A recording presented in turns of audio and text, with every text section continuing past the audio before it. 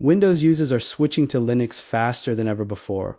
And this is not just a niche trend among programmers or cybersecurity enthusiasts anymore. Something bigger is happening in the world of personal computing. For decades, Microsoft Windows dominated the desktop landscape. It was the default operating system in homes, offices, schools, and gaming setups. From the early days of Windows 95 to Windows XP, Windows 7, and now Windows 10 and 11. The ecosystem felt almost untouchable. But in recent years, and especially over the last few, a growing number of users are seriously reconsidering their relationship with Windows and exploring Linux as a primary operating system. This shift isn't random. It's driven by frustration, curiosity, privacy concerns, hardware limitations, costs, performance, and a maturing Linux ecosystem that finally feels ready for everyday users.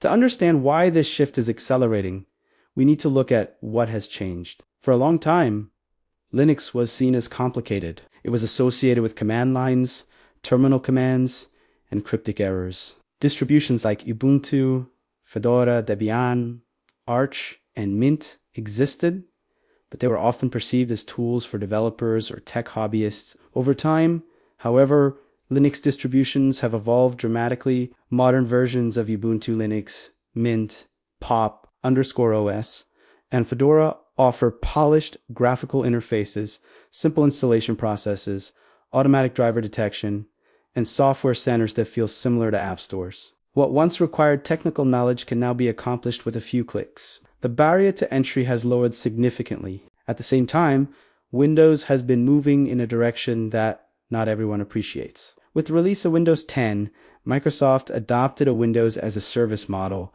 pushing frequent updates whether users wanted them or not. These updates sometimes changed system settings, installed new features automatically, or restarted computers at inconvenient times. Then came Windows 11, which introduced stricter hardware requirements like TP 2.0 and secure boot.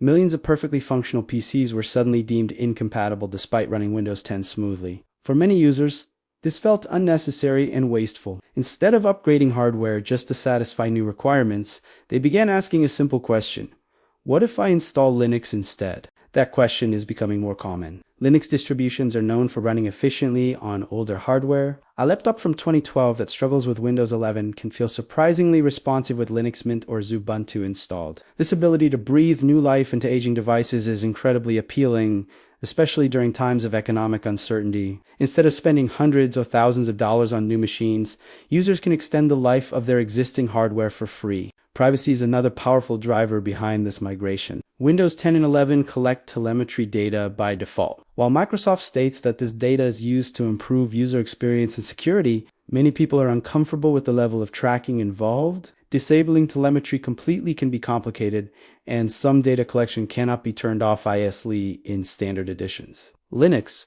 on the other hand, generally does not include invasive tracking mechanisms. Most distributions are community-driven, open source, and transparent about what they collect. For privacy-conscious users, this transparency is reassuring. The idea that you can inspect the source code, or at least know that others can, builds trust in a way proprietary systems often cannot. Then there's cost. While many Windows PCs come with a license pre-installed, businesses and advanced users often need additional licenses for enterprise features.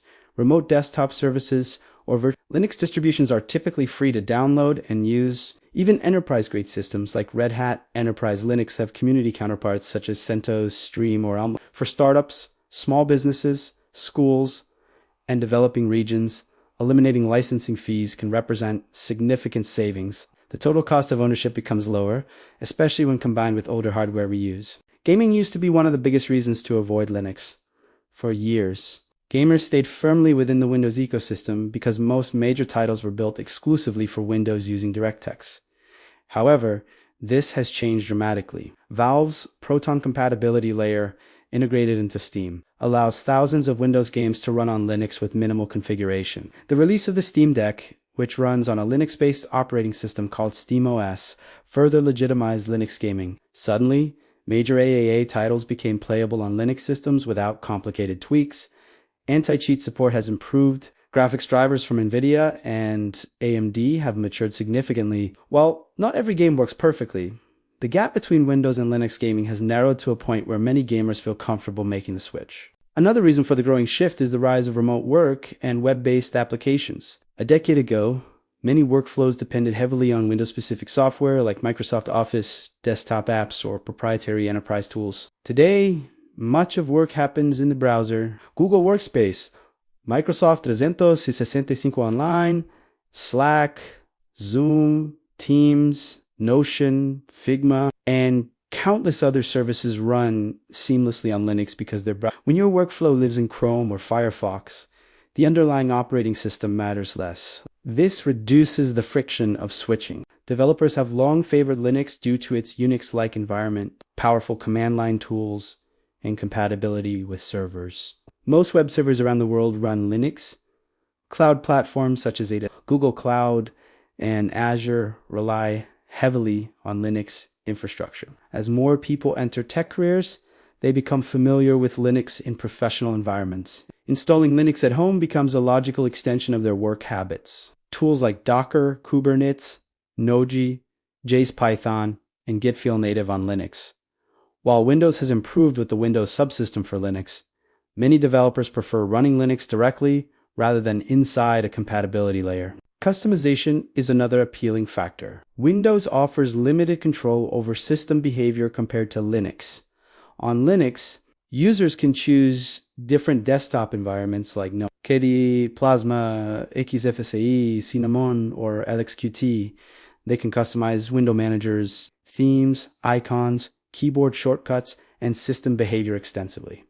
For power users, this flexibility is liberating. You're not locked into a single vision designed by a corporation. You can shape your system to match your workflow exactly. Security also plays a role in this migration. Linux has a different permission model and typically requires explicit administrative privileges for system-wide changes. Malware targeting Linux desktops is far less common than Windows malware, partly due to market share, but also due to architectural differences. While no operating system is immune to threats, Linux users often feel more in control of their security posture. Package managers install software from centralized repositories maintained by distribution maintainers, reducing the risk of downloading random executables from the internet. Community support has improved dramatically as well. In the early days, finding help for Linux issues could be intimidating. Forums were sometimes unwelcoming to beginners. Today, platforms like Reddit, Stack Overflow, official documentation sites, and countless YouTube channels provide beginner-friendly tutorials. Step-by-step guides exist for nearly every distribution and use case.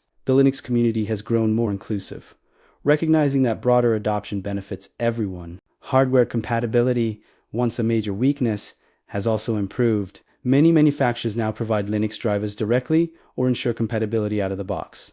Companies like Lenovo and System76 even sell laptops with Linux The existence of official support from hardware vendors signals legitimacy. Users no longer feel like they are forcing an unsupported system onto their devices. Education is another catalyst. Schools and universities increasingly use Linux in computer science programs. Students exposed to Linux during their studies become comfortable with it early on. When they purchase personal laptops, they are more likely to consider Linux as a viable option. This generational shift gradually increases adoption rates. The open source philosophy behind Linux resonates strongly in today's digital climate. Many people are becoming more aware of how technology companies monetize user data. Open source software represents an alternative model built on transparency and collaboration. The idea that thousands of developers worldwide contribute voluntarily to improve a system feels empowering. Users aren't just consumers. They can become contributors, whether through code, documentation, translations, or community support.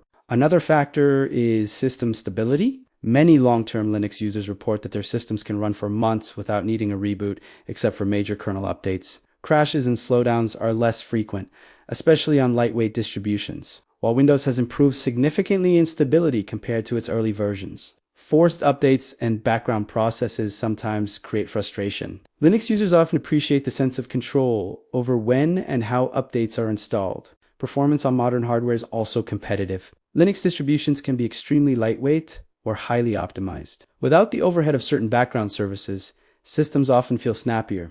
Boot times are fast. Resource usage can be minimal. For users with limited RAM or storage, this efficiency is valuable. Corporate strategy also influences perception. Microsoft has shifted towards subscription models with services like Microsoft 365. Windows itself may eventually move more deeply into subscription territory. While nothing drastic has happened yet, the broader trend of software as a service makes some users wary. Linux offers a sense of independence from recurring fees. Content creators are also exploring Linux more seriously. Video editing tools like Kdenlive, DaVinci Resolve, and Blender run well on Linux. Streaming software such as OBS Studio has strong Linux support. Audio production tools are improving, while certain industry-standard programs like Adobe, Premiere Pro, or Photoshop are not natively available. Alternatives continue to mature. For some creators, these alternatives are more than sufficient. It's important to acknowledge that switching isn't always seamless. Some specialized software still requires Windows. Certain enterprise VPN clients or proprietary tools may not have Linux. However, virtualization and dual boot setups provide transitional solutions. Many users start by dual booting Windows and Linux, gradually spending more time in Linux until they feel comfortable removing Windows entirely. Social influence also matters. As more influencers, tech reviewers, and developers share positive Linux experiences online, curiosity grows. Seeing someone successfully use Linux for gaming, coding, or daily productivity reduces fear. What once seemed intimidating now appears achievable. Global trends further support the shift. In regions where software piracy was historically common due to high licensing costs, free and legal Linux distributions present an ethical alternative. Governments and public institutions in some countries have explored Linux adoption to reduce dependency on foreign corporations and improve digital sovereignty. The release cycle model of many Linux distributions also appeals to users.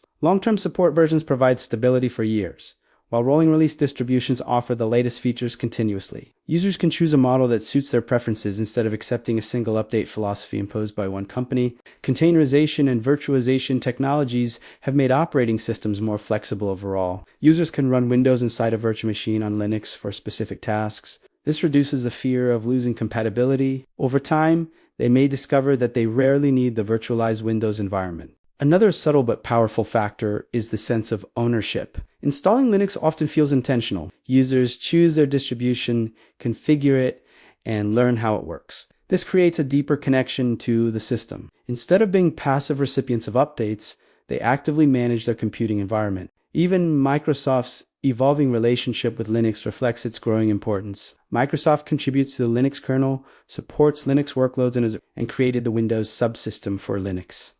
These moves acknowledge Linux's relevance. Ironically, by embracing Linux in some areas, Microsoft indirectly legitimizes it as a mainstream option. As hardware innovation slows and performance gains become incremental, people keep devices longer. An operating system that performs well on older hardware becomes increasingly attractive. Sustainability concerns also encourage extending device lifespans rather than discarding them prematurely. The COVID-19 pandemic accelerated digital transformation worldwide. More people learned about software, remote tools, and system configuration. With increased technical literacy, experimenting with Linux became less daunting. Market share statistics still show Windows dominating the desktop, but Linux's share has been gradually climbing. Even small percentage increases represent millions of users globally. The momentum feels different now compared to previous decades, when Linux adoption spiked briefly and then plateaued.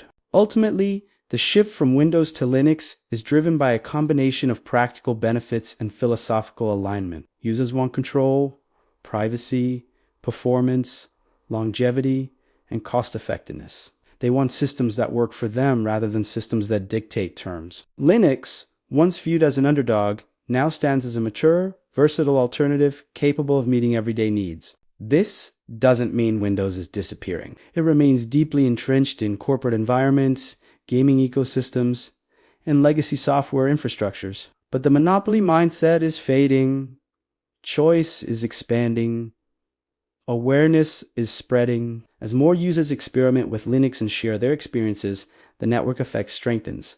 Tutorials become better, software support improves, hardware compatibility expands. Each new user contributes to a cycle of growth. The acceleration we're witnessing isn't just about dissatisfaction with Windows. It's about Linux reaching a tipping point of usability and maturity at the exact moment when users are questioning centralized control and technology. Timing matters. The convergence of improved user experience, better gaming support, stronger privacy awareness, and economic considerations has created a perfect storm.